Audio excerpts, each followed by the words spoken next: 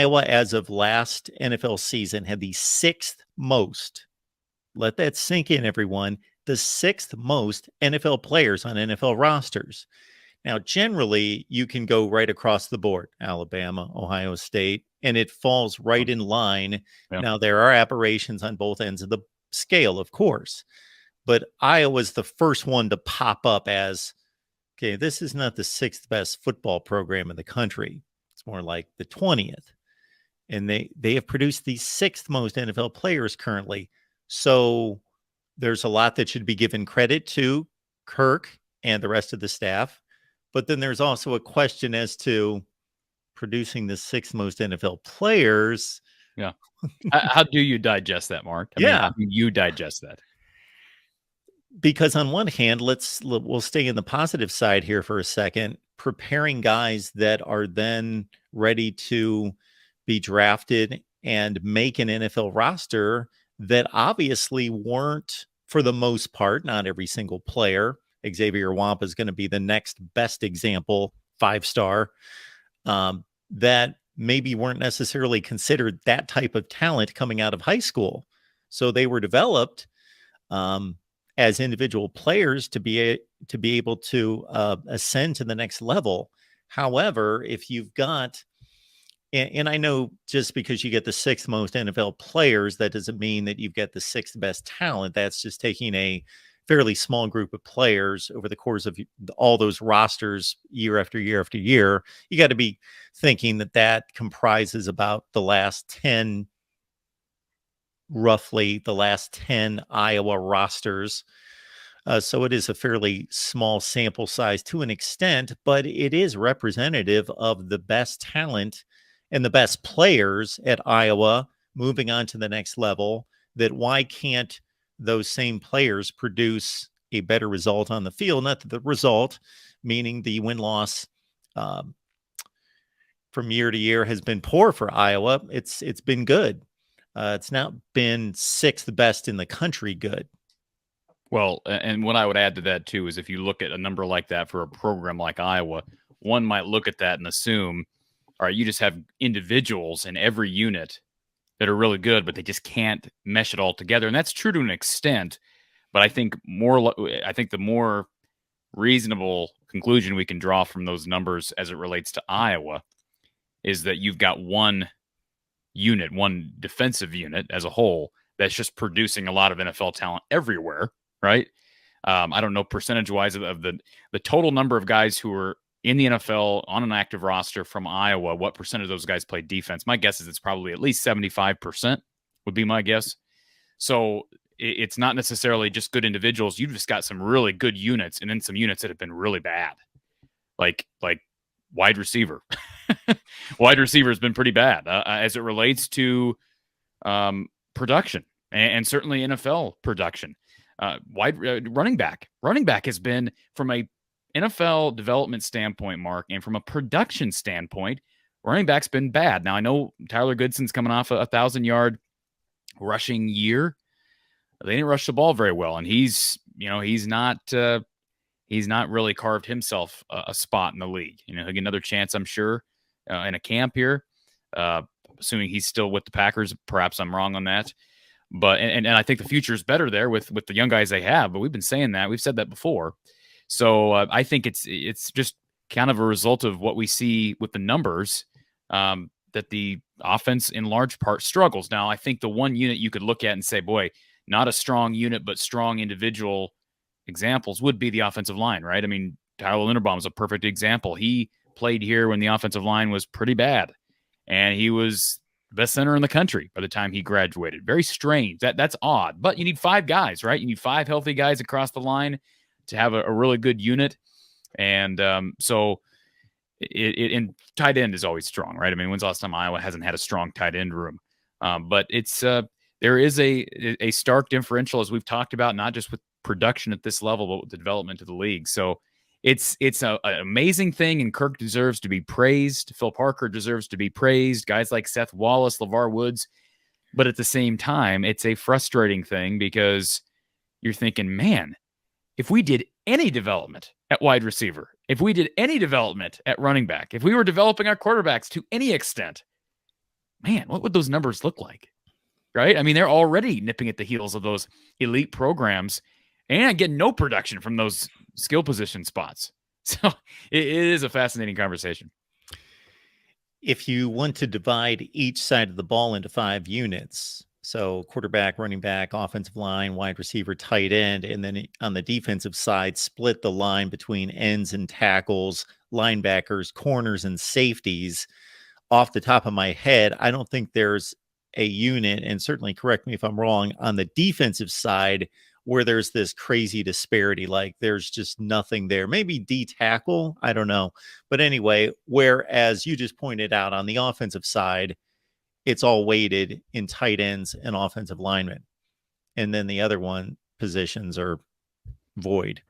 Let me just respond real quickly to the defensive tackle question. Mike Daniels. Yeah, sure. Carl Davis. Yep. Jaleel Johnson. I don't know if Cedric Lattimore is on an active roster, but Davion Nixon.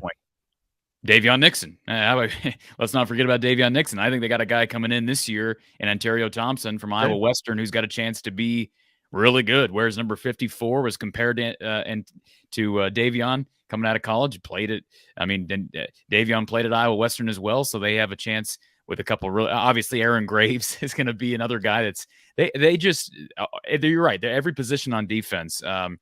And I questioned Riley Moss. I've questioned him a number of times on this show, Mark, and I hope I eat crow on Riley.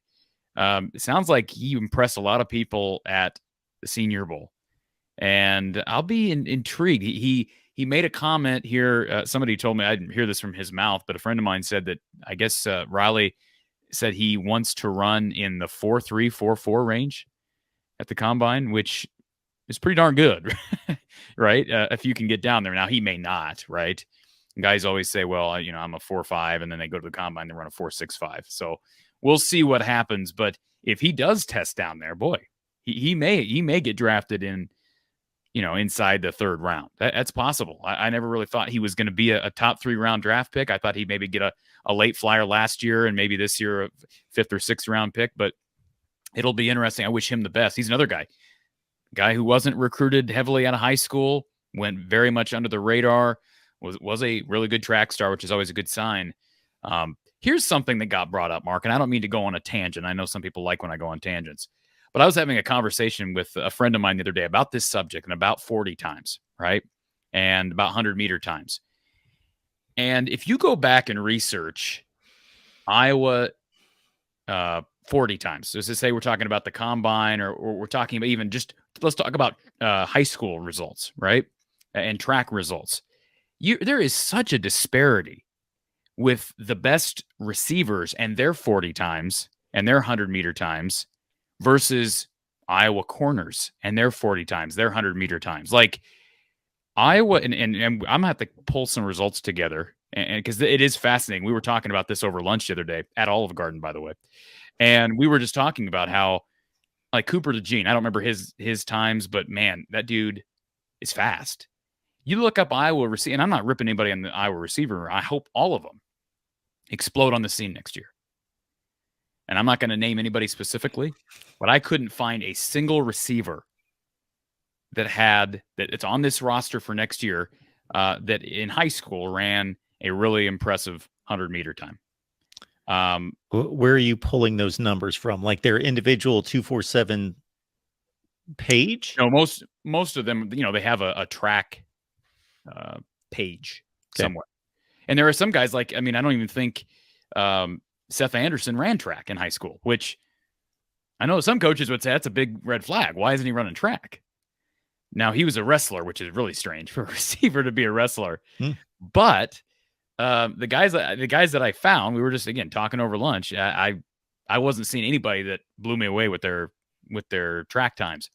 That is odd, but it also makes sense, right? Iowa has produced more NFL talent on defense than offense. It's not even close. And so when is that going to change? Like the argument that Iowa can't attract good athletes is false because they do it on defense. Yes, they develop these guys, but they are getting good. Like Cooper DeJean is a really good athlete. He is. Riley Moss, especially if he runs down in the 4.3s, 4.4s, he's a really good athlete. So I don't know. That's an interesting project. We've got some time in the next few months. Maybe I'll do a project on that. Yeah, I would love to hear the results. And you know what the narrative is, you know what the assumption is from college football fans. And I'm even talking about knowledgeable, not just fans, media, that if they're watching Iowa and they see that somebody is a projected pro, there's an assumption that they're really good at what they do, their techniques spot on, they've done all the right things, they're really good as a technician, but they're not a freakish athlete. It's just this assumption I that's know wrong oftentimes. it is. It is to an extent. George Kittle's a good example. I mean, he's a pretty unique athlete. I don't remember how he tested out the combine. He was not a real high draft pick. He's a 4th-round pick, but I mean, people look at George Kittle and they think, hey, he's got this WWE persona. Some of that wasn't sported at Iowa. Was that Iowa kind of preventing that, or was that just George Kittle blooming later? Tight end's a whole new discussion. Like, we could talk long and hard about how Iowa produces all these tight ends, but Mark, you could argue that Iowa really underutilizes their tight ends. And I say that, I understand Sam Laporta is coming off a record year. But George Kittle, you go back and look at his college production. It was just meh. It's just okay. And he did deal with injuries. That should be noted. Noah Fant, Mark, by the time his career ended, he wasn't even started. He wasn't even on the field very much. And that next spring, he was a 1st-round draft pick. I don't know. Those are interesting conversations to be had, and this is the time of year to have those conversations. Tight end is I know I'm going all over the place. Tight end is a very fascinating conversation with Iowa because they're producing NFL guys, and they get a lot of production out of their tight ends. But with what we're seeing at the NFL level, you could argue that some of those guys have actually been underutilized in the Iowa system. I'm just picturing you and what the scene looks like with you at Olive Garden in the state of Iowa, that it's probably it's just like you just every turn around and you had to sign autograph here, autograph there. Oh, yeah. Yes. Just exactly getting mobbed. It's exactly that way, Mark. That's what I figured. So I try not to venture out of the house except on Wednesdays because you're probably can't handle the anxiety.